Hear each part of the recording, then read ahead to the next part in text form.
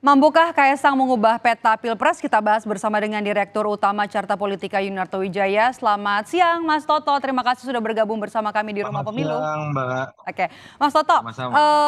banyak pihak yang menilai naiknya Kaisang ini jadi ketua PSI punya pengaruh besar atau bisa mengubah peta Pilpres. Setuju nggak Anda? Saya tidak melihat sampai sebegitunya sih ya dalam konteks mengubah konstelasi Pilpres. Dalam artian tetap ada keterbatasan. Walaupun Mas Kaisang adalah membawa nama Pak Jokowi, tapi kalau disebutnya sampai ujungnya mengubah konstelasi Pilpres, saya yakin tidak. Kenapa? Karena konstelasi Pilpres sudah hampir mengkerucut ke koalisi yang sudah final. Kalau kita lihat Pak Prabowo sudah punya koalisinya, Mas Ganjar sudah punya koalisinya, bahkan koalisi Amin sudah punya cawapresnya.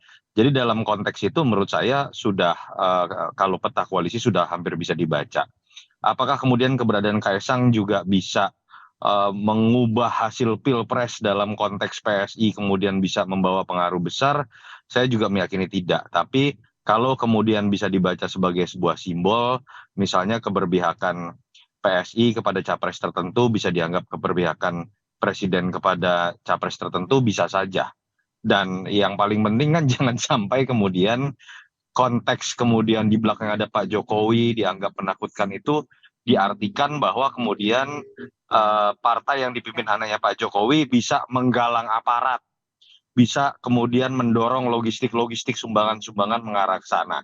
Ya kalau itu yang terjadi itu sudah pelanggaran pemilu menurut saya. Saya sih berharap dan seharusnya tidak akan terjadi seperti itu. Oke, seberapa besar sebenarnya pengaruh? Kalau kita katakan kan sebenarnya bukan masalah PSI-nya, tapi seperti Kaisang itu seperti representasinya Jokowi begitu kan? Kalau memang iya ada pengaruhnya, seberapa besar pengaruhnya Anda lihat Mas Toto? Iya, pertama naif ya kalau dikatakan tidak ada hubungannya sama sekali dan kita berhenti pada tafsir Pak Jokowi mengatakan dia sudah mandiri, yaitu bahasa normatif pasti berpolitik. Mhm. Tapi apakah ini tidak kemudian mendapat restu Pak Jokowi dan kemudian seorang ayah dan anak tidak melalui diskusi yang mendalam dan kemudian seorang ayah tidak berusaha memproteksi anaknya?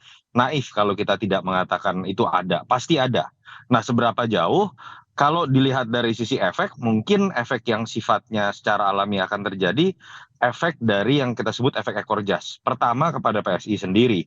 PSI tentu saja berharap pemilih Jokowi atau kemudian katakanlah masyarakat yang masih puas dengan kinerja Jokowi bisa memilih PSI. Tapi itu kan konteksnya dalam konteks pileg. Dalam konteks pilpres, saya pikir Beda.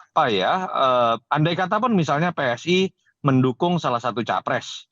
Kan sekarang ada Prabowo atau Ganjar gitu ya. Mhm. Saya sih melihat kalau kita baca dari tren data berbagai lembaga survei termasuk Carta Politika, masing-masing pemilih Jokowi sudah memiliki alasannya tersendiri untuk kemudian memilih Ganjar atau memilih Pak Prabowo. Tidak sedemikian mudah untuk kemudian diarahkan andai kata pun misalnya Pak Jokowi mengarahkan kepada salah satu calon, apalagi hanya melalui tindakan implisit melalui simbol dari anaknya. Jadi itu yang menurut saya secara alamiah bisa terjadi. Berbeda dengan misalnya pandangan kalau kemudian presiden turun gunung, melakukan penggalangan, melakukan intervensi, itu bisa berimplikasi besar. Tapi saya percaya Jokowi bukan tipikal karakter tipikal pemimpin seperti itu yang akan melakukan tindakan-tindakan yang katakanlah akan merusak legasinya sendiri. Oke, nah ini ada penilaian juga dari Wasekjen PKB Saiful Huda yang bilang kalau Kaisang ini adalah bidak caturnya Jokowi yang semakin intens selama 5 bulan jelang Pilpres. Anda sepaham soal ini, Mas Toto? Ya sudah pasti kalau Kaisang akan lebih agresif pasti karena dia punya punya tugas loh sekarang meloloskan PSI dalam parliamentary Parlemen. threshold. Kalau kalau tidak akan malu-maluin, orang sudah heboh anak presiden lalu kemudian tidak lolos PT juga, ya itu legacy yang jelek juga baik buat Kaisang ataupun orang akan mengkaitkan dengan seberapa kuat ayahnya dalam pengaruhnya di politik. Tapi kalau dalam konteks kemudian bidak catur, saya melihat tetap ada keterbatasan ya untuk Kaisang bisa mewakili ayahnya sepenuhnya dalam konteks hanya menjadi bidak catur.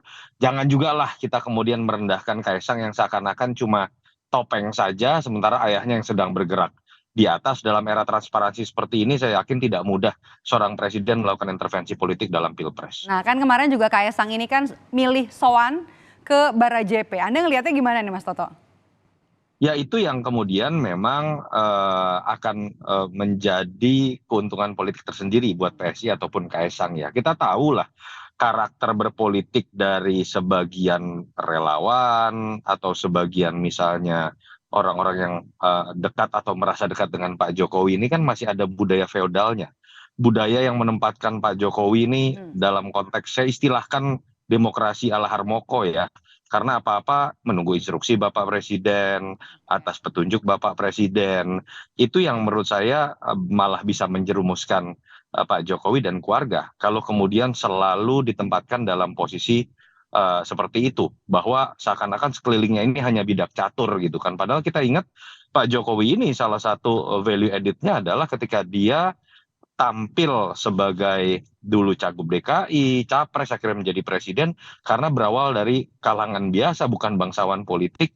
Jangan sampai kemudian sekelilingnya menempatkan Jokowi sekarang seakan-akan menjadi raja tadi atau seperti Pak Harto dulu yang apa-apa sekelilingnya selalu mengatakan menunggu instruksi presiden. Mas Toto terakhir, Anda melihat keluarga Jokowi ini arahnya benar ke Prabowo sesuai dengan yang disampaikan oleh Ketua Projo Ari Budi soal inisial P itu? Saya pikir kalau kita lihat terlalu banyak variabel yang masih sulit buat kita menyimpulkan ya.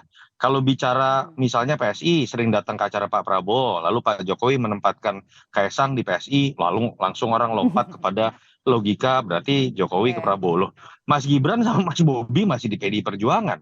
Kecuali kalau Mas Gibran dan Mas Bobi sudah diminta keluar gitu sama ayahnya atau mertuanya dari PDI Perjuangan, itu berarti akan menjadi simbol yang jelas.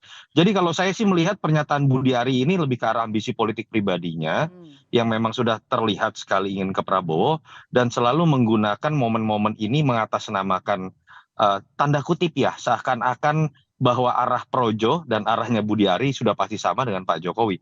Padahal banyak sekali relawan misalnya yang punya pendapat berbeda. Ada yang ke Pak Prabowo, ada yang ke Mas Ganjar. Saya yakin Pak Jokowi masih berhitung, masih sepakat dengan istilah ojo ke susu, mungkin masih membaca-baca hasil survei, siapa yang punya peluang untuk menang dan diinginkan oleh pemilihnya, dan saya pikir masih akan memutuskan di masa-masa injury time, andai kata pun sudah memutuskan, tidak akan pernah ada ungkapan eksplisit Pak Jokowi mendukung salah satu calon.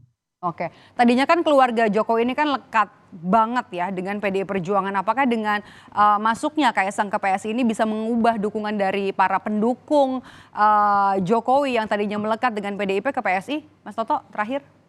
Kalau Mas Gibran dengan Mas Bobi sudah keluar dari PDI Perjuangan, logikanya jadi benar. Tapi selama bahwa kakak beradik ini kemudian masih ada di dua partai yang berbeda, lebih mudah buat kita menyimpulkan Pak Jokowi bermain dua kaki atau memasang politik dua kaki karena tidak ingin adanya perpecahan di antara koalisi pendukungnya sendiri. Oke, politik dua kaki ini ujungnya kemana Mas Toto?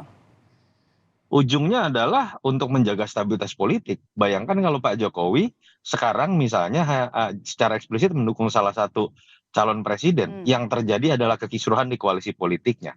Itu yang menurut saya sekarang sedang dijaga dengan cara Jokowi menempatkan politiknya ini bahkan bukan di dua kaki saja, bisa saja tiga kaki bahkan.